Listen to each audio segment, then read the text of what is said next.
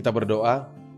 Bapa yang di sorga, Bapa yang baik, kembali kami mengucap syukur ya Tuhan atas segala kelimpahan kasih-Mu yang selalu melindungi, menyertai, dan mencukupkan segala kebutuhan kami. Terlebih ketika Engkau masih memberi kami nafas kehidupan untuk dapat melihat hari yang baik ini yang telah Engkau berikan ini kepada kami.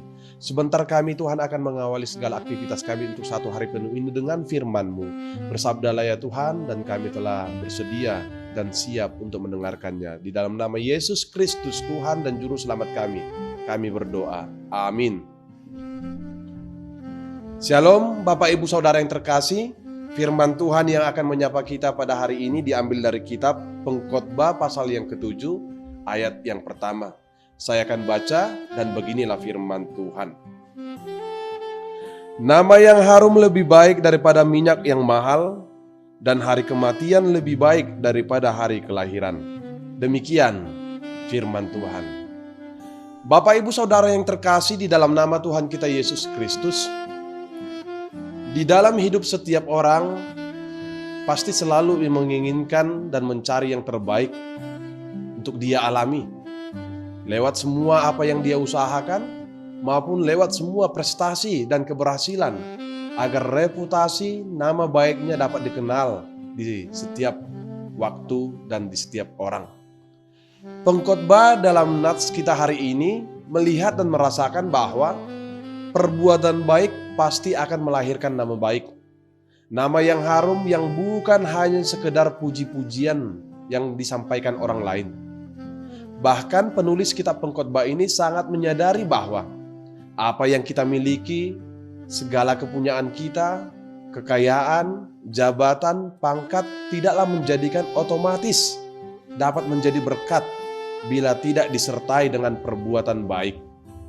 Kekayaan yang berlimpah, pangkat dan jabatan yang tinggi tidak akan otomatis membuat seseorang menjadi terpuji bila tidak dibarengi dan bila tidak dipergunakan dengan benar dan tidak digunakan untuk melayani.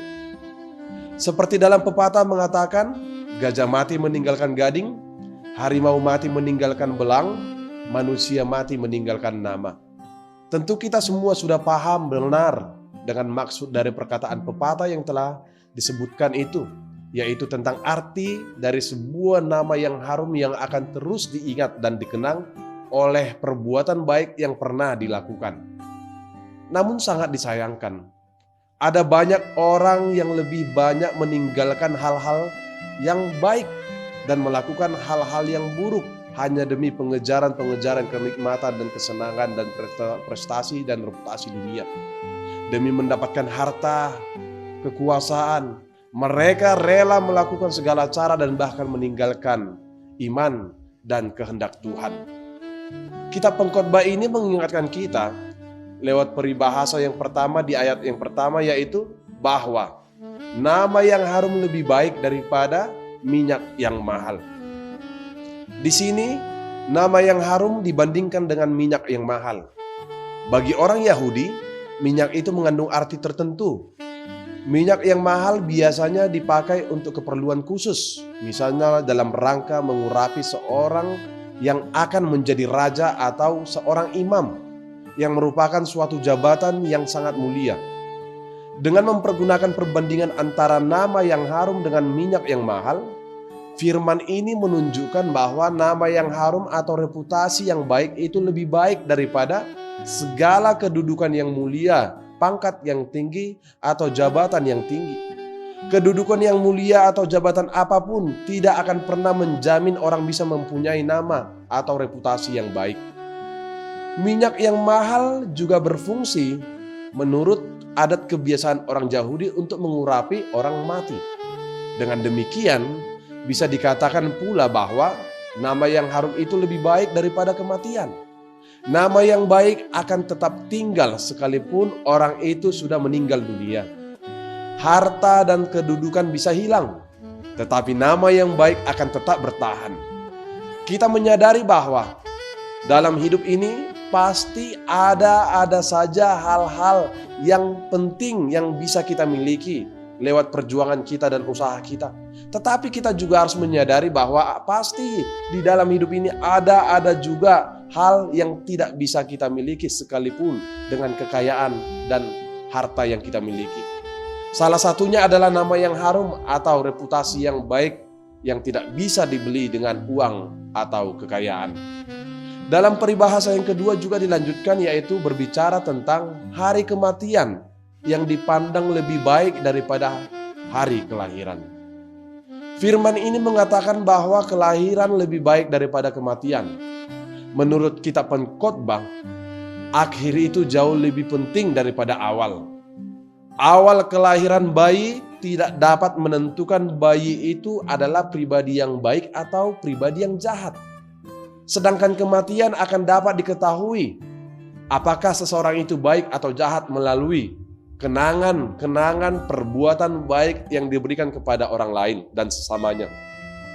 Namun di sini ia malah mengatakan hari kematian lebih baik daripada hari kelahiran.